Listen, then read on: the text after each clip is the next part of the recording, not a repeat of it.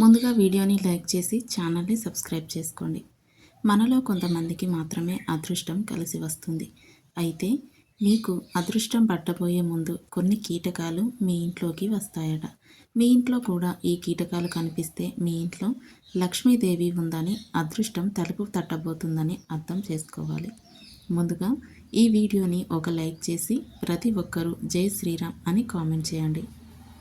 ఎలాంటి కీటకాలు ఇంట్లోకి వస్తే అదృష్టం కలిసి వస్తుందో ఇప్పుడు తెలుసుకుందాం. మీ ఇంట్లోకి సీతాకోక చిలుక వస్తే చాలా అదృష్టం అని చెప్పవచ్చు. మీ ఇంటి చుట్టూ సీతాకోక చిలుకలు తిరిగితే మీకు కొత్త అవకాశాలు రాబోతున్నాయని, మీ కుటుంబంలో ఆనందాలు పెరగబోతున్నాయని శుభ సంకేతం. బల్లిని లక్ష్మీదేవి స్వరూపంగా భావిస్తారు. అయితే మీ పూజ గదిలో బల్లి కనిపిస్తే లక్ష్మీదేవి మీ ఇంట్లో తిరుగుతుందని, ధనపరంగా ఇంటికి కలిసి రాబోతుందని చాలా అదృష్టమైన సూచకం. అలాగే 3 బల్లులు ఒకేసారి కనిపిస్తే మీ ఇంట్లో దేవతలు తిరుగుతున్నారని అర్థం. ఇక ప్రతిరోజు ఉదయం పూట మీ ఇంటి ముందు కాకి వచ్చి అరిస్తే మీ ఇంట్లో ఖచ్చితంగా దేవతలు ఉన్నట్టే. ఎందుకంటే కాకికి దేవతలకు చాలా దగ్గర సంబంధం ఉంటుంది. అలాగే మీ ఇంటి చుట్టూ ఉడతలు తిరిగినా మీ ఇంట్లో దేవతలు తిరుగుతున్నట్టే. అలాగే మనలో కొంతమందికి అర్ధరాత్రి సమయంలో గజ్జెల శబ్దాలు వినిపిస్తూ ఉంటాయి. రాత్రి సమయంలో గజ్జెల శబ్దం వినిపిస్తే లక్ష్మీదేవి మీ ఇంట్లో తిరుగుతుందని అర్థం. మన హిందూ ధర్మంలో బ్రహ్మ ముహూర్తానికి చాలా విశిష్టత ఉంటుంది. ఉదయం 4 గంటల నుండి 5 గంటల మధ్యలో దేవతలు భూమిపై తిరుగుతూ ఉంటారట. కాబట్టి ఈ బ్రహ్మ ముహూర్తంలో ఎవరికైనా మెలకువ వస్తే వారి చుట్టూ దైవశక్తులు తిరుగుతున్నాయని, ఇక మీకు మంచి రోజులు రాబోతున్నాయని అర్థం చేసుకోవాలి. రాలుతున్న నక్షత్రాన్ని చూసి మీ మనసులో ఏదైనా కోరుకుంటే అది ఖచ్చితంగా నెరవేరుతుందని నమ్మకం. ఇంట్లో దీపారాధన చేసే సమయంలో దేవుని పటాల నుండి పువ్వులు రాలితే మీ పూజలకు దేవుళ్ళు సంతోషించారని, మీ ఇంటిపై దైవానుగ్రహం ఉందని అర్థం. ఆ పుష్పాన్ని దైవానుగ్రహంగా భావించి మహిళలు తలలో పెట్టుకోవాలి. పిచ్చుకలు శుభానికి చిహ్నం. మీ ఇంట్లోకి పిచ్చుకలు వస్తే ఆ ఇంటిపై లక్ష్మీదేవి అనుగ్రహం ఉంటుందని ప్రతి ఒక్కరూ అర్థం చేసుకోవాలి. కాబట్టి మీ ఇంటి ముందుకు పిచ్చుకలు వస్తే వాటికి బియ్యం గింజలను ఆహారంగా వేయండి. శ్రీ మహాలక్ష్మీదేవి వాహనం గుడ్లగూబ. మీకు అనుకోకుండా గుడ్లగూబ కనిపిస్తే ఆర్థిక లాభానికి శుభ సూచకంగా భావించాలి.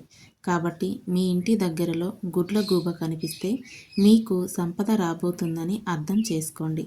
మీ ఇంట్లో నల్ల చీమలు తిరిగితే ఐశ్వర్యానికి సంకేతం. అదేవిధంగా దేవునికి సమర్పించిన నైవేద్యానికి చీమలు పడితే మీ నైవేద్యాన్ని దేవుడు స్వీకరించాడని, మీ పూజలకు రెట్టింపు ఫలితం రాబోతుందని శుభ సంకేతం. అయితే మన ఇంట్లో పొరపాటున కూడా ఎర్ర చీమలు తిరగకూడదు. ఎర్ర చీమలు ధన నష్టాన్ని సూచిస్తాయి. గుంపులు గుంపులుగా ఎర్ర చీమలు కనిపిస్తే అప్పుల సమస్యలు పెరుగుతాయి. గణపతి వాహనం ఎలుక, కానీ మన ఇంట్లోకి ఎలుకలు రాకూడదు. మీ ఇంట్లో ఎలుకలు తిరిగితే వ్యాపారంలో నష్టాలు ఏర్పడతాయని, వృధా ఖర్చులు పెరుగుతాయని అర్థం. అలాగే బొద్దింకలు కూడా ఇంట్లో తిరగకూడదు. బొద్దింకలు మీ ఇంట్లో తిరిగితే మీ ఇల్లంతా నెగిటివ్ ఎనర్జీతో నిండిపోతుంది. కుటుంబంలో సుఖ సంతోషాలు లోపిస్తాయి. తాబేలు కనిపిస్తే కూడా చాలా శుభసూచకం. తాబేలు అంటే సాక్షాత్తు విష్ణు స్వరూపం. కాబట్టి మీకు తాబేలు కనిపిస్తే విష్ణుమూర్తి ఆశీర్వాదం మీ కుటుంబంపై ఉందని అర్థం. ఇక మీ ఇంటి ముందుకు పావురాలు వస్తే లక్ష్మీదేవి రాకకు శుభ సంకేతం. తేనెటీగలు మన ఇంట్లోకి ప్రవేశిస్తే చాలా శుభ సూచకం. తేనెటీగలు మీ ఇంట్లో తిరుగుతుంటే త్వరలో ఒక మంచి శుభవార్తను వినబోతున్నారని, మీ ఇంట్లో సానుకూలత పెరుగుతుందని నమ్మకం. పచ్చరంగు మిడతలు మీ ఇంట్లోకి వస్తే మీ ఇంటి ఆదాయం పెరుగుతుందని చాలా మంచి శుభ సంకేతం. కోతి హనుమంతుని స్వరూపం. కాబట్టి మీ ఇంట్లోకి కోతి వస్తే మీ కుటుంబానికి సిరి సంపదలు కలిసి రాబోతున్నాయని, మీ పనుల్లో విజయాలు సాధిస్తారని అర్థం చేసుకోవాలి.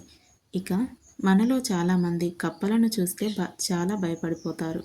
అయితే మన ప్రపంచవ్యాప్తంగా కప్పలను సంపదలకు గుర్తుగా, శుభానికి చిహ్నంగా భావిస్తారు. కాబట్టి మీ ఇంట్లోకి కప్ప వస్తే ఇల్లంతా డబ్బుతో నిండిపోతుందని, కుటుంబంలో సుఖశాంతులు ఏర్పడతాయని నమ్మకం. మన ఇంట్లో పొరపాటున కూడా సాలెపురుగులు ఉండకూడదు. ఇంట్లో సాలెపురుగులు ఉంటే దరిద్రానికి సంకేతం. ఇది ఆర్థిక నష్టాలను సూచిస్తుంది. కాబట్టి ఇంట్లో సాలెపురుగులు కనిపిస్తే వెంటనే దులిపేయండి, లేదంటే కష్టాలు ఏర్పడతాయి. అలాగే మీ ఇంట్లోకి పిల్లి వస్తే చాలా మంచి సంకేతం. మీ ఇంటిపై లక్ష్మీదేవి అనుగ్రహం ఉందని, ఇల్లంతా ధనధాన్యాలతో నిండిపోతుందని అర్థం. కానీ మీ ఇంటి దగ్గరలో పిల్లి ఏడిస్తే చెడు సంకేతంగా భావించాలి.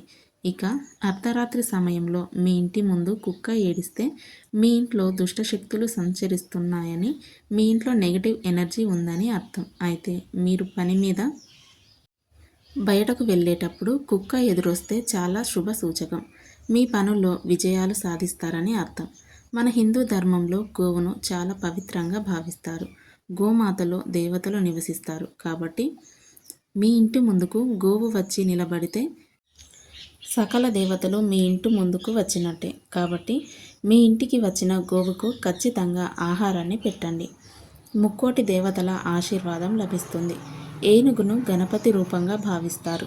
బయటకు వెళ్ళినప్పుడు మీకు ఏనుగు కనిపిస్తే మీకు కొత్త అవకాశాలు రాబోతున్నాయని, మీ జాతకంలో అదృష్టం పెరగబోతుందని శుభ సంకేతం.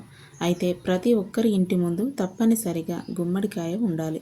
ఇంటి ముందు గుమ్మడికాయ కట్టుకుంటే మన ఇంట్లోకి దుష్టశక్తులు ప్రవేశించకుండా దైవశక్తులు ఆకర్షిస్తాయి. కుటుంబ సమస్యలన్నీ తొలగిపోయి మీ ఇంట్లో ఆనందాలు పెరుగుతాయి.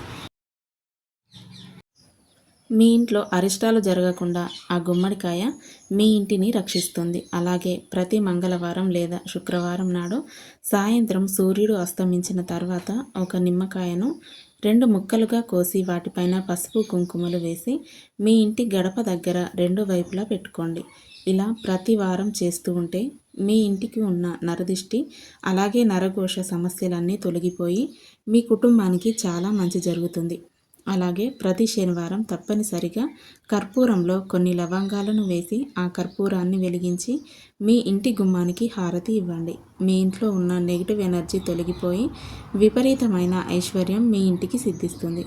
ఇక ప్రతి పూజ గదిలో తప్పనిసరిగా ఒక నెమలి ఈకను పెట్టుకోవాలి. ఎందుకంటే మీ పూజ గదిలో నెమలి ఈక ఉంటే మీ ఇంట్లో లక్ష్మీదేవి తిష్ట వేసుకొని కూర్చుంటుంది. ఇక అనారోగ్య సమస్యలతో బాధపడేవారు ప్రతి సోమవారం ఉదయం స్నానం చేసేటప్పుడు నీటిలో కొన్ని పచ్చి పాలు వేసుకొని స్నానం చేయండి. దీర్ఘకాలిక అనారోగ్య సమస్యలన్నీ తొలగిపోయి మీ ఆయుష్. ఈ వీడియో కనుక మీకు నచ్చినట్లయితే తప్పకుండా లైక్ చేసి మీ ఫ్రెండ్స్కి, ఫ్యామిలీ మెంబర్స్కి షేర్ చేయండి. అలాగే ఇలాంటి మరిన్ని వీడియోల కోసం వెంటనే మా ఛానల్ని సబ్స్క్రైబ్ చేసుకోండి.